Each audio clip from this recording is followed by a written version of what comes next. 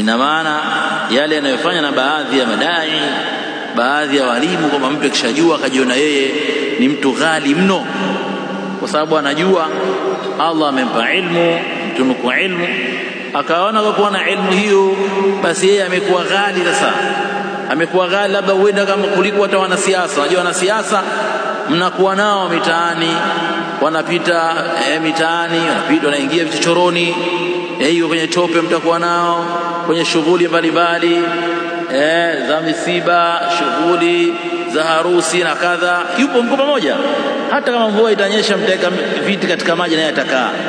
Lakini kesho mkishampa kura, yeye tayari akaenda akatawazwa, akawa yeye ameapishwa sasa kuwa ni mheshimiwa. Sasa basi baada ya hapo sasa imekuwa ndo amjuani tena.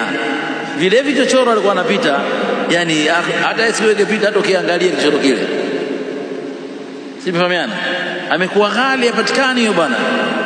Basi hata kuja kuwasalimia, hata ukimpungia tule mkono kama ndo nampungia, mheshimiwa hali yako, haoni bwana, huyu sina dogo anakunywa naye uji huyu na kachori huyu, siku zile anatafuta kura, sio huyu, ndio huyo. Lakini sasa amekuwa ghali, hapatikani bwana. Kwa hiyo huu ni utaratibu wa wanasiasa, sio utaratibu wa madai na mashekhe. Huyu mwalimu wetu Mtume Muhammad sallallahu alaihi wasallam, angalia ile tawadhu yake, ule unyenyekevu wake. Huyu ni nabii wa Allah, ametumwa, huyu ni imamul anbiya wal mursalin, simfahamiana lakini angameteremka, amemfuata mtu ya kumfundisha.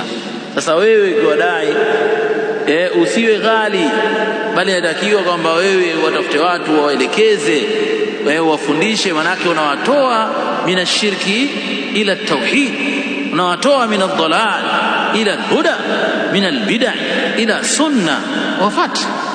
Wazi siwe shekhe amekuwa ghali bwana, shekhe ghali. Kuna watu wengine wanakuja hapa wanasema bwana